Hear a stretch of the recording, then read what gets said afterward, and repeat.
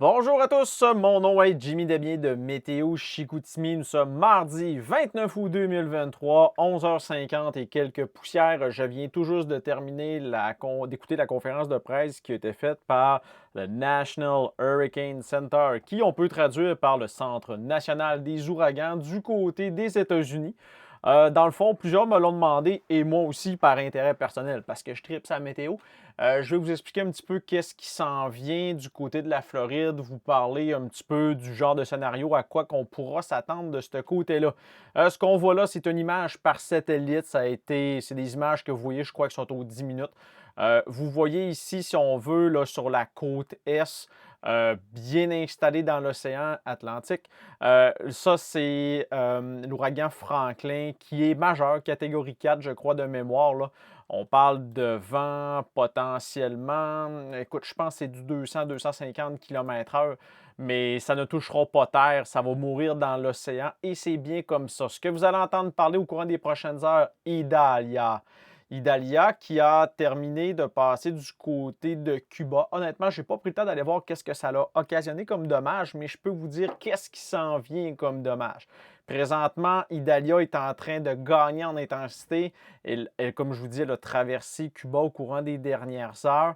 Là, elle se trouve dans le golfe du Mexique et elle va prendre de l'ampleur. L'eau est chaude et il n'y a rien pour la stopper.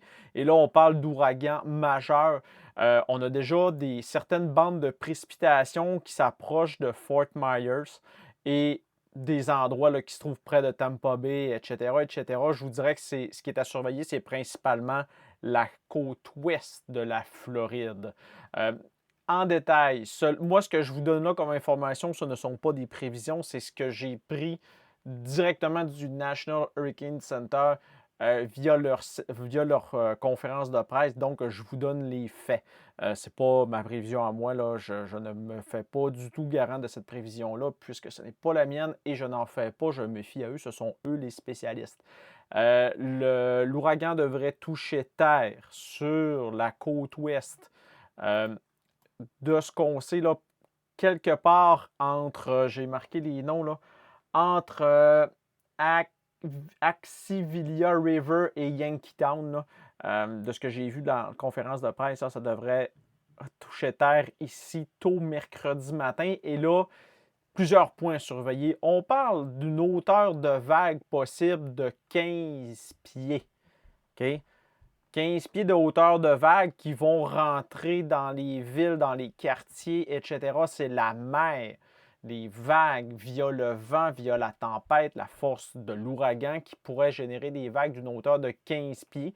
Les gens sont sous ordre d'évacuation et ils ont été bien avertis qu'il n'y aura pas de tentative de secours possible lorsque ils seront dedans, OK? Parce qu'on parle de rafales de vent qui pourraient atteindre jusqu'à 205 km/h. L'ouragan se déplace lentement. Ça va durer quand même une certaine période de temps. Il pourrait tomber jusqu'à 300 mm d'eau. Vous le voyez ici, là, entre Tallahassee, Jacksonville, en, en remontant comme ça là, vers le nord-est. Là, en orange, là, on parlait jusqu'à 12 pouces d'eau dans la conférence de presse. 12 pouces d'eau, c'est 30 cm, c'est 300 mm d'eau qui sont possibles avec l'ouragan. Rafale de vent qui pourrait atteindre jusqu'à 205 km/h. Des vagues qui pourraient atteindre une hauteur de 15 pieds. Ça débute demain matin.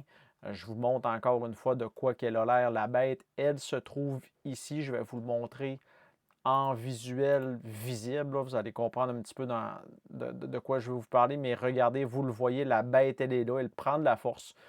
Écoutez, je vous dirais que c'est ce qui est à surveiller au courant des prochaines heures, de regarder qu'est-ce qui va se passer. Si jamais ça vous intéresse, je pourrais faire un petit peu une couverture comme j'ai fait l'année passée avec l'ouragan Yann. Dites-moi qu'est-ce que vous en pensez en commentaire. Moi, c'est sûr que par intérêt personnel, je vais surveiller ça. Si jamais là, ça vous le dit, ben écoutez, je vais publier quelques petites choses ici et là en lien avec cet ouragan-là. Voilà, bonne journée à tous.